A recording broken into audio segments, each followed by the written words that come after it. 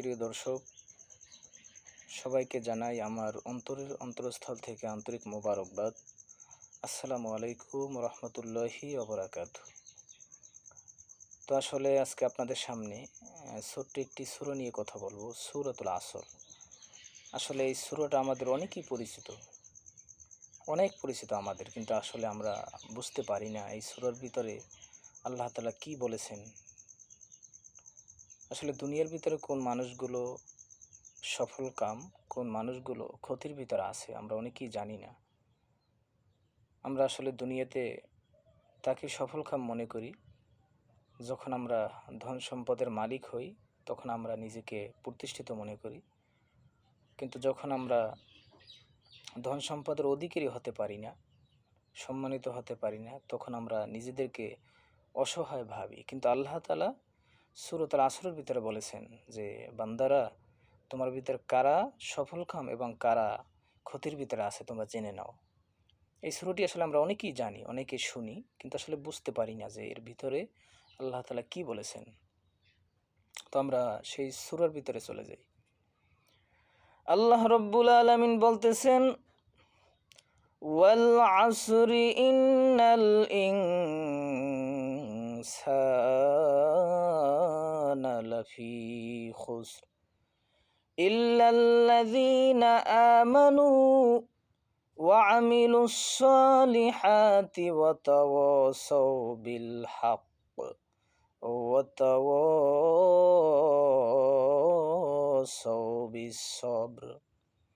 আল্লাহ রাব্বুল আলামিন জানিয়ে দিলেন,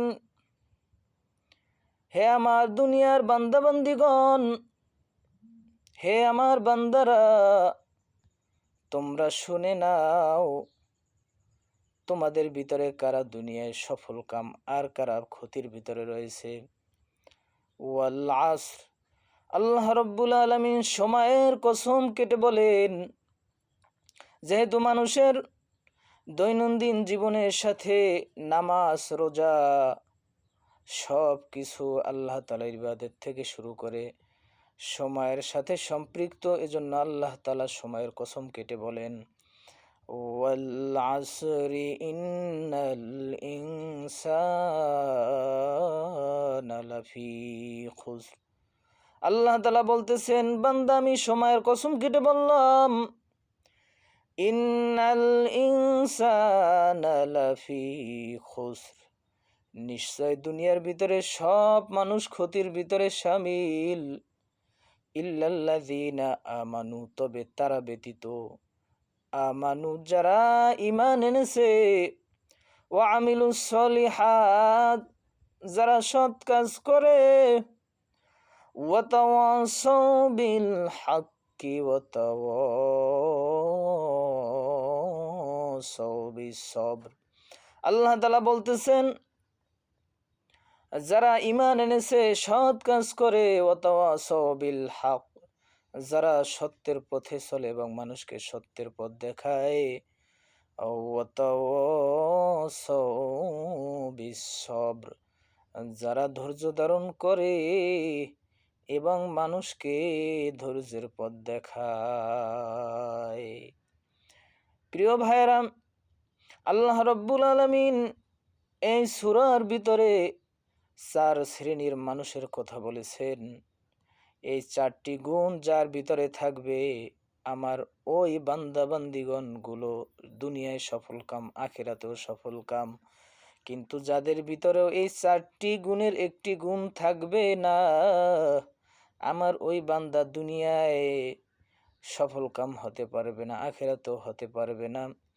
সেই 4টি গুণের 1 নম্বর হলো যারা ঈমান এনেছে, 2 নম্বর যারা সৎ কাজ করে ঈমান আনয়নের পর নিজের ঈমানকে মজবুত করে মাওলা পাকের সকল হুকুম সঠিকভাবে পালন করে, 3 নম্বর আল্লাহ তাআলা বলেছেন, যারা সত্যের পথে থাকে এবং মানুষকে সত্যের পথ দেখায়, ওয়া তাওয়াসাউ বিস সবর, এবং ধৈর্য ধারণ যারা করে এবং মানুষকে ধৈর্যের পথ দেখায়।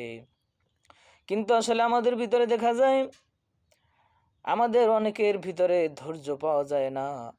আমরা আসলে যখন আমাদের নিকট বালা মুসিবত চেপে আসে, তখন আমরা আল্লাহর কাছে প্রশ্ন করি ধৈর্যহারা হয়ে।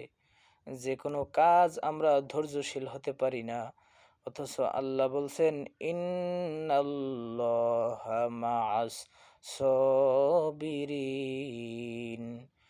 নিশ্চয়ই আল্লাহ দুনিয়ার ভিতরে যারা ধৈর্য ধারণ করে, ধৈর্যশীল বান্দাদের সাথে আল্লাহ তাআলা থাকেন। সুবহানাল্লাহ।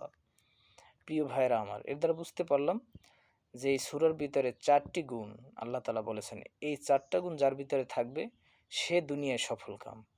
তার ধন সম্পদ থাকুক বা না থাকুক, সে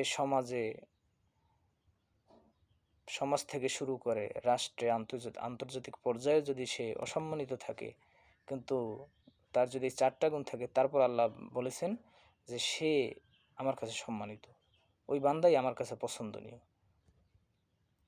তো আসলে আমরা বুঝতে পারছি যে আসলে সফল কাম কাদেরকে বোঝানো হয়েছে, আল্লাহ তাআলার কাছে কারা সফল কাম হবে।